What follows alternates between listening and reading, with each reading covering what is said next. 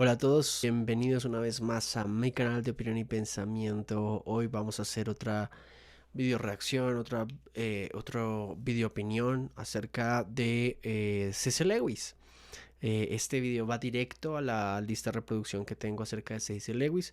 Así que encontré un video de Byte que están haciendo un trabajo genialísimo, y una parte del video no lo vi todo. Byte tiene otros videos de C.S. Lewis allí en su canal, nos cuentan un poco de su biografía y demás, pero nunca lo había visto y lo alcancé a ver un poquito esta semana y dije voy a grabarlo para el canal y para que los seguidores de Lewis, son suscriptores de opinión y pensamiento, se deleiten un poco, y también así le damos un ambiente un poquito más relax y más de compartir cosas que podemos disfrutar entre nosotros. Así que mientras voy viendo el video, posiblemente lo detenga para que pueda yo darles algunos datos tal vez que yo conozca. No conozco mucho de Lewis o de nuestro buen Jack, como lo conocen muchos. Sin embargo, si alguno está en mi radar, lo voy a dar. ¿Listo?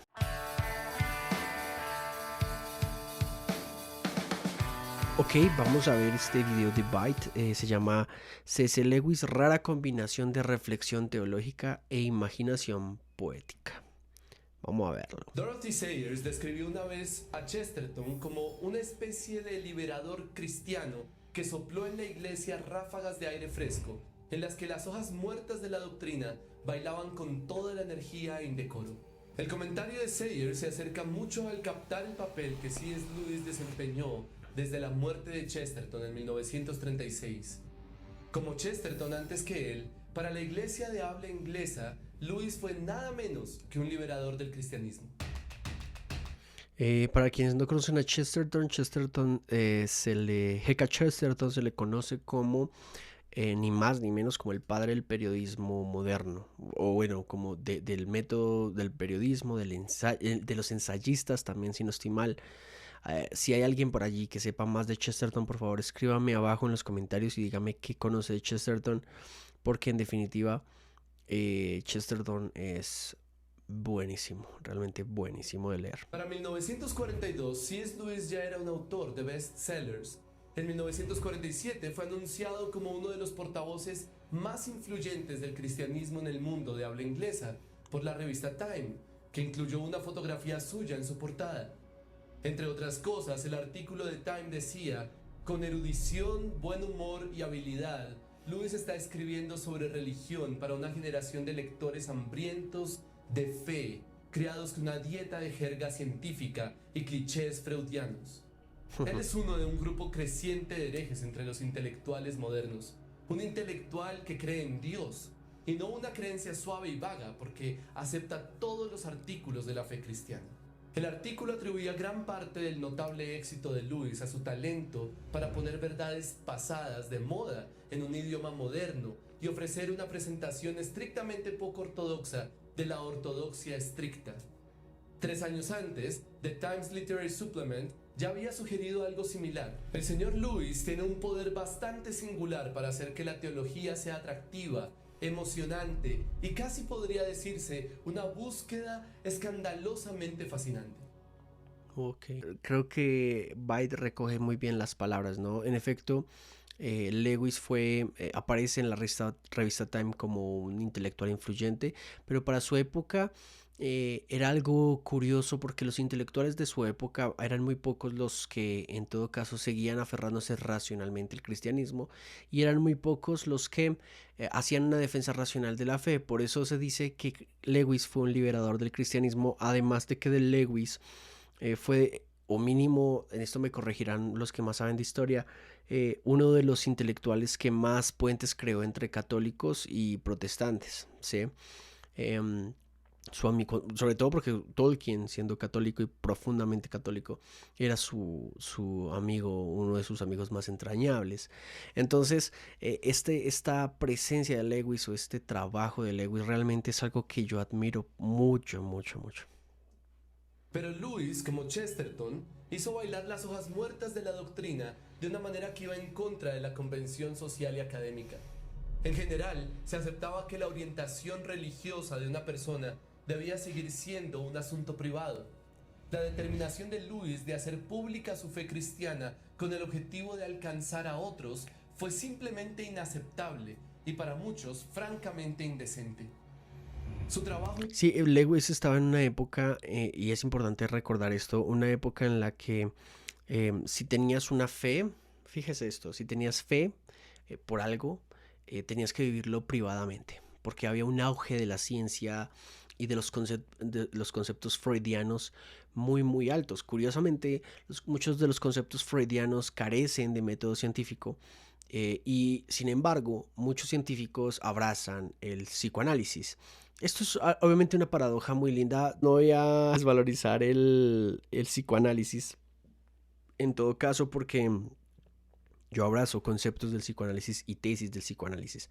De hecho, como dato interesante, se está desarrollando una película, si mal no estoy, con Anthony Hopkins, que curiosamente también había hecho la película de C.S. Lewis, Tierra en Penumbras, sí, Tierras en Penumbras, sobre la biografía de Lewis. Está grabando una película como Freud, sobre cómo habría sido un debate público entre Freud y Lewis, sobre todo porque Lewis y Freud intercambiaron conceptos muy constantemente. Para quienes no lo sabían, es supremamente fascinante, ¿no? Que Lewis se hubiese también encarado de alguna manera, o que hubiese hecho críticas muy elocuentes a ciertos pensamientos de la época, y en todo caso como el psicoanálisis. Teología y apologética, que atrajo a un vasto público fuera de la universidad, desafió el protocolo académico, lo que trajo tensión sobre sí mismo y sobre la opinión pública. A pesar de esta tensión, Yo tengo ese Luis libro. decidió ir en contra de las convenciones sociales y académicas de la época debido a su comprensión del mandato del Evangelio, el valor eterno de cada alma humana y el estado espiritual de la sociedad británica. Luis estaba muy consciente de que el mandato bíblico de evangelizar tenía implicaciones particulares para su propia vida y carrera. Había recibido la mejor educación que podía ofrecer el sistema universitario británico. Ocupó un puesto académico en posiblemente la universidad inglesa más prestigiosa de su época. Era muy hábil en el arte del debate y poesía, dotes literarias inusuales. Como cristiano, sabía que tenía órdenes de poner estos recursos al servicio de Cristo y su iglesia. Además, no creía tener la opción de pensar que ese trabajo era tarea exclusiva de los teólogos profesionales o del clero. Sí, tener en cuenta que Lewis no es un teólogo profesional, tampoco no es un apologista profesional. De hecho, creo que no tiene ningún tipo de título de filosofía como profesional. En estas áreas, Lewis es autodidacta, y es interesante cómo en estas áreas se usa las teorías de Lewis para fundamentar conceptos teológicos. Es hermoso porque eso reafirma cada vez más y más mi punto de vista sobre la importancia de ser autodidacta hoy en muchas áreas, ¿no? No es necesario tener un cartón que te certifique de teólogo para poder hacer teología. Conozco una gran cantidad de gente que es teóloga profesional, y tristemente su teología es muy pobre. Pero conozco muchas personas que, sin ser teólogos, hacen una hermosa y consistente teología. Entonces es interesante como un profesor de literatura, experto en lenguas, como Lewis, y en escritura, se destaque también en estos ámbitos. Es una anomalía bellísima lo que pasa con Lewis. Estaba tan unido al Evangelio como ellos y por lo tanto estaba obligado a hacer lo que pudiera por la evangelización de Gran Bretaña. Alguna vez dijo, el trabajo es urgente porque los hombres mueren a nuestro alrededor. Gran parte del sentido de urgencia de Lewis se debía al estado espiritual de Gran Bretaña. A mediados del siglo XX el cristianismo se había asimilado con tanto éxito en todo el tejido de la sociedad inglesa que lo que quedaba, observó, no era el cristianismo en absoluto, sino una vaga espiritualidad y teísmo apoyados por un código moral firmemente establecido. Esta situación tenía sus raíces en las fuerzas anticlericales y ateístas del siglo XIX que tendían a reducir la fe cristiana a lo que Lewis describió como mera religión, moral teñida de emoción, lo que un hombre hace con su soledad o la religión de todos los hombres buenos. En consecuencia, los alumnos del sistema escolar no estaban aprendiendo ni el contenido ni los argumentos centrales del cristianismo. A la generación más joven nunca se le dijo lo que decían los cristianos y nunca escuchó ningún argumento en defensa de ello. La razón del agnosticismo, la indiferencia prevaleciente entre los de la generación de Luis, no era por tanto una antipatía hacia el cristianismo como una falta de instrucción. Si este fuera el caso, entonces había motivos para esperar que se pudiera eliminar la ignorancia y la incredulidad de los estudiantes, así como de la gente en general. Para lograr esto, sugirió Luis, debemos comenzar por definir claramente qué es la fe cristiana, es decir, la fe predicada por los apóstoles, atestiguada por los mártires, incorporada en los credos y expuesta por los padres, y luego dar una exposición y defensa razonable. Agregó que si bien cada uno de nosotros tiene muchas opiniones que creemos que son verdaderas y consistentes con el cristianismo, no es asunto del apologista defenderlas. Estamos defendiendo el cristianismo, no mi religión. Cuando Ahí es donde creo que se abren mucho más los ojos a entender ciertas situaciones. Y es que cuando William Lane Craig, que de hecho sea el paso, Craig, si bien creo que tiene en alta estima a Lewis, solo lo ve como un gran visionario, en Fe Razonable, en su libro Fe Razonable. Y es de las cosas que no me partió el corazón, pero sí me hizo ruido con William Lane Craig, ¿no? No creo que la estima de Craig a Lewis sea baja, sino que no lo considera como el gran apologista que nosotros lo consideramos. Bueno, eso es un dato interesante. Sin embargo, no estamos defendiendo mi religión, sino el cristianismo. Ese mero cristianismo. Y es que es una reflexión poderosísima que creo que hay que ir rescatando de Lewis. Hay que defender lo que es el mero cristianismo, las enseñanzas centrales del cristianismo. Y eso implica protestantes, ortodoxos y católicos. Con esto seguimos. Nuestras opiniones personales, siempre debemos dejar muy clara la diferencia entre ellas y la fe misma. Con estos puntos en mente, el trabajo de Luis, como él lo entendía, era claro. Primero, tuvo que derribar los prejuicios intelectuales de la gente contra el cristianismo. Esto significó mostrarles las falacias en sus objeciones a la creencia de tal manera que la fe en el cristianismo fuera intelectualmente plausible. En segundo lugar, tenía que preparar la mente y la imaginación de las personas para recibir la visión cristiana. Luis estaba completamente comprometido con el uso de su posición académica y su formación para fomentar un clima intelectual e imaginativo favorable al cristianismo. Al respecto dijo, si el clima intelectual es tal que cuando un hombre llega a la crisis en la que debe aceptar o rechazar a Cristo, su razón e imaginación no están del lado equivocado, entonces su conflicto se librará bajo condiciones favorables. Aquellos que ayudan a producir y difundir ese clima, por lo tanto, están haciendo un trabajo útil. Y sin embargo, no es un asunto tan importante después de todo. Su parte es modesta y siempre es posible que nada en absoluto pueda resultar. Eso no significa que debamos dejar de usar las herramientas.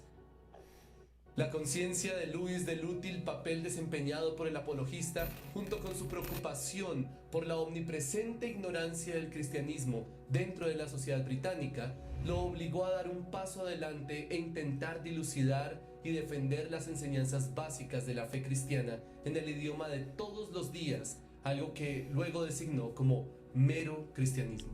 Las declaraciones de Luis sobre el propósito del Club Socrático de la Universidad de Oxford, del que fue presidente desde 1942 hasta 1954, arrojan luz adicional sobre su participación en el emprendimiento apologético. En cualquier comunidad bastante grande y parlanchina como una universidad, siempre existe el peligro de que los que piensan igual graviten juntos en camarillas donde en lo sucesivo solo encontrarán oposición en la forma castrada del rumor de que los de afuera dicen así y así.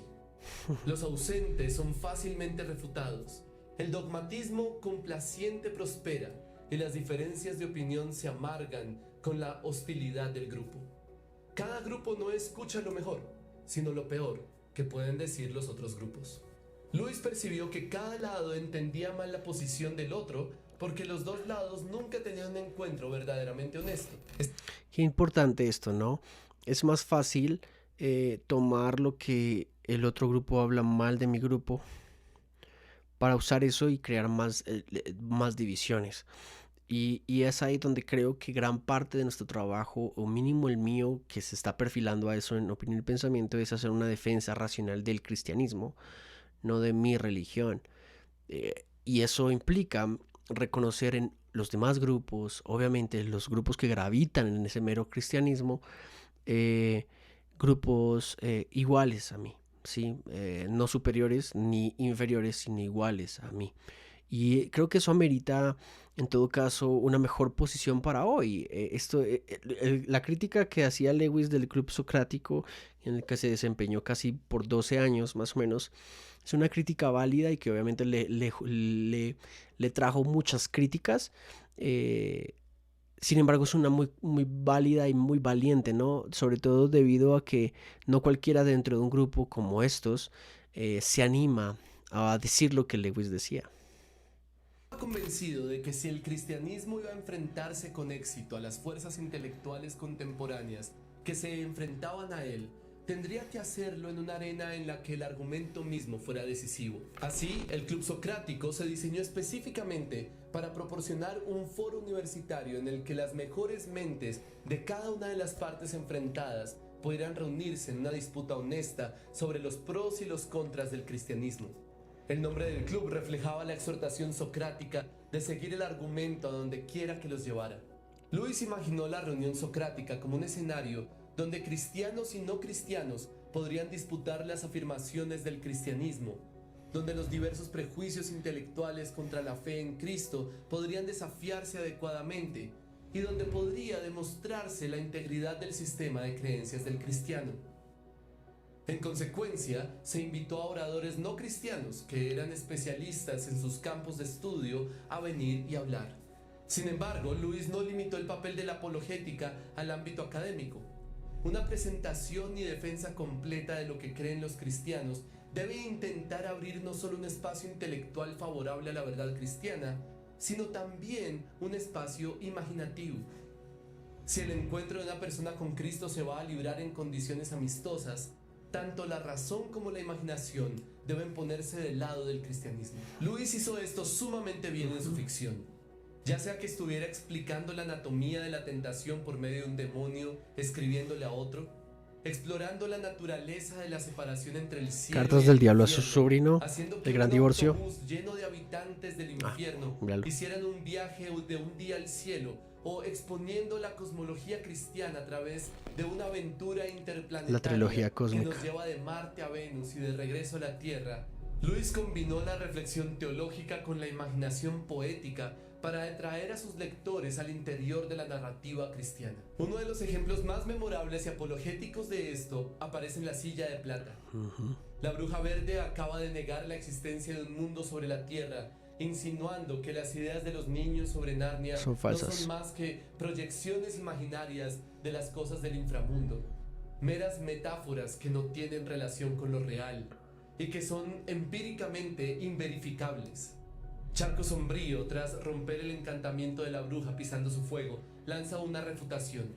Observa que si su mundo es el único real, no merece la pena vivir en él. Es más, su supuesto mundo inventado parece mucho más importante que el mundo real de ella.